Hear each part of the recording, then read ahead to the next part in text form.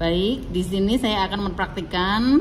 Saya Hajar Istiani sebagai coach dan Ibu Wahyu sebagai coachee. Assalamualaikum warahmatullahi wabarakatuh, Bu Wahyu. Waalaikumsalam warahmatullahi wabarakatuh. Bagaimana kabarnya hari ini, Bu? Alhamdulillah baik, Bu. Saya lihat Ibu sepertinya kok ada kayak beban gitu. Ibu ada yang mau dibicarakan dengan saya? Iya, ini saya bingung, Bu, karena surat edaran itu kan baru keluar bahwa ASN diminta untuk mengikuti diklat MOOC. Di mana diklat tersebut waktunya mulai 18 sampai dengan 29. Sementara pada saat ini saya sedang mengikuti pembekalan pengajar praktik, Bu, yang baru akan selesai tanggal 22. Saya mengalami dilema, Bu. Jadi apa yang harus saya lakukan sementara edaran tersebut ada dan saya waktunya kita tahu sendiri di pembekalan harus sinkronus dengan waktu yang banyak sekali membutuhkan perhatian khusus begitu. Kira-kira bagaimana ya, Bu ya?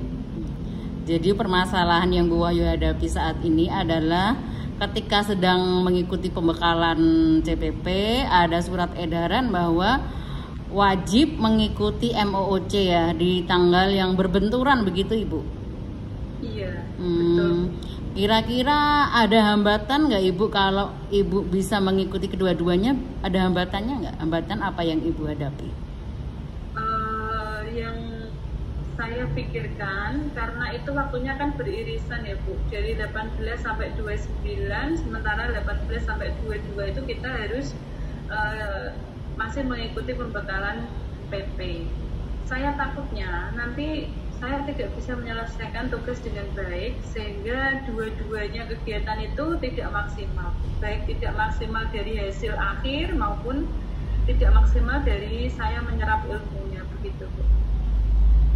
Itu baru kekhawatiran Ibu ya, belum dijalani ya, Ibu. Hambatannya nanti Ibu merasa khawatir kalau nanti waktunya beririsan dan tidak bisa mengikuti kedua-duanya.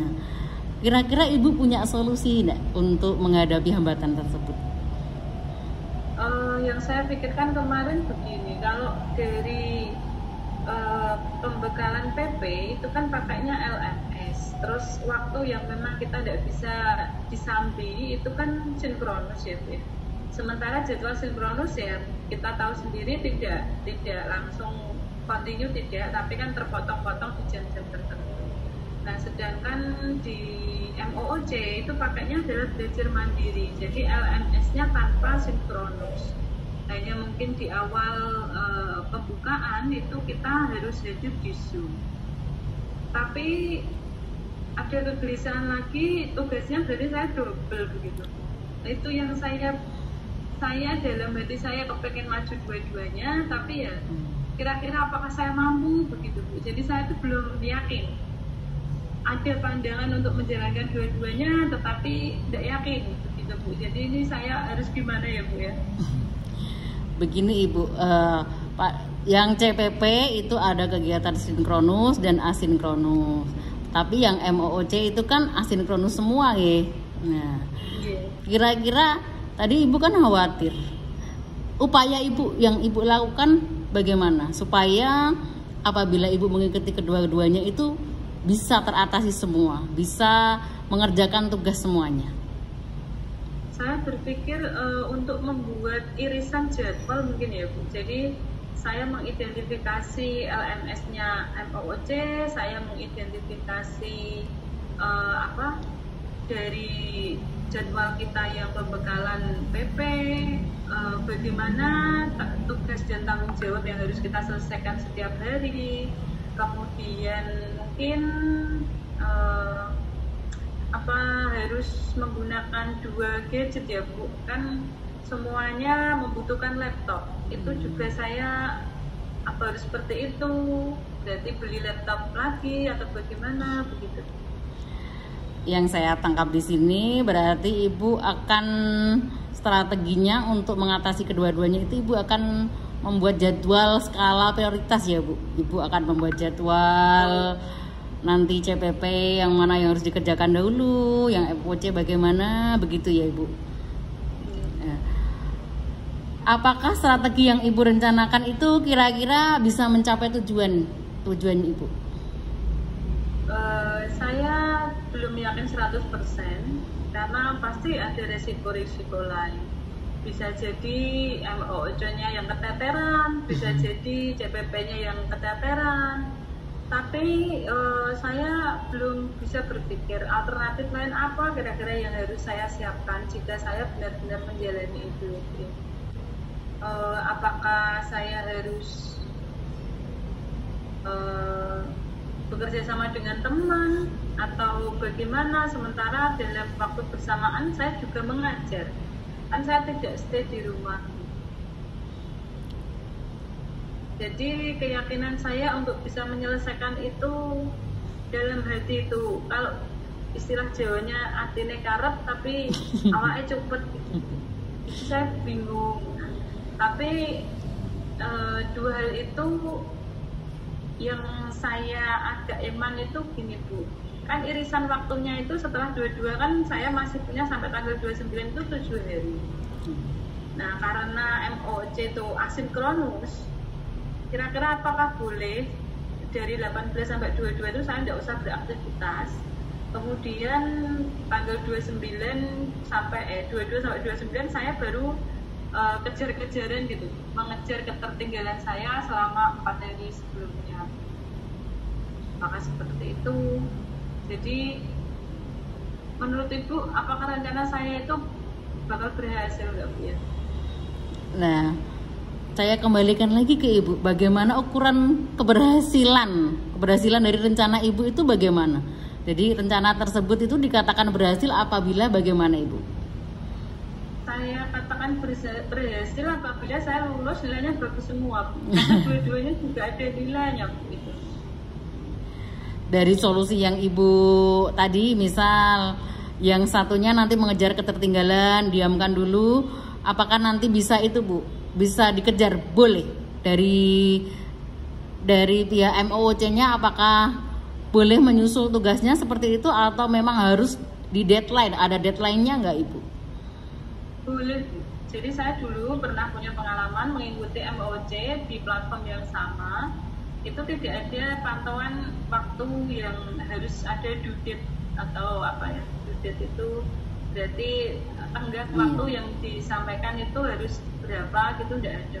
Jadi tidak terlihat kita tuh mengerjakannya sehari langsung beres semua, juga tidak terlihat. Jadi mungkin dari situ saya merasa, saya yakin bahwa saya akan bisa menjalankan dua hal tersebut secara bersamaan. Tadi Ibu menyampaikan apa saya butuh berkolaborasi gitu lah. Misal Ibu mau berkolaborasi dengan teman, siapa yang akan Ibu ajak berkolaborasi? Kebetulan karena itu kan seluruh ASN diharapkan ikut, berarti di sekolah itu ada banyak teman gitu. Jadi apakah saya itu memulai bareng-bareng dengan teman tapi hasil kolaborasi begitu? Mungkin salah satu supaya tidak tertinggal jauh, nanti mungkin kolaborasi Bu, di saat saya tidak sinkronus pada waktu-waktu tertentu di hari tertentu, saya akan kolaborasi dengan teman-teman. Jadi seperti mendua gitu Bu, satu hari pikirannya dua, iklim berpikirnya, ekosistemnya dua, satu MOOC, satunya pengajar praktik. Saya kira seperti itu Bu. Berarti Ibu sudah menemukan jawabannya sendiri ya tadi ya, sudah menemukan solusinya dari percakapan ini ya Bu. Jadi Ibu bisa menjalankan kedua-duanya ini. Iya, betul Bu. Nah, bagaimana nanti tindak lanjutnya Ibu setelah percakapan ini? Tindak lanjut Ibu ke depan. Karena ini terakhir pendaftaran Bu, jadi mungkin saat ini nanti saya mulai untuk mendaftar dulu.